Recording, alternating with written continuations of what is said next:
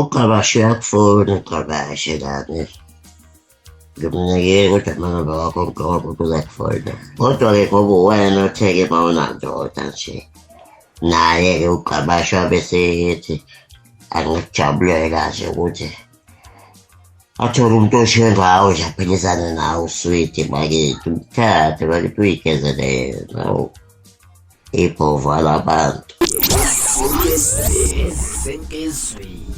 Lokho kumayogathi kuphilile emqondweni, umqondo wakho hhayi awumfishane.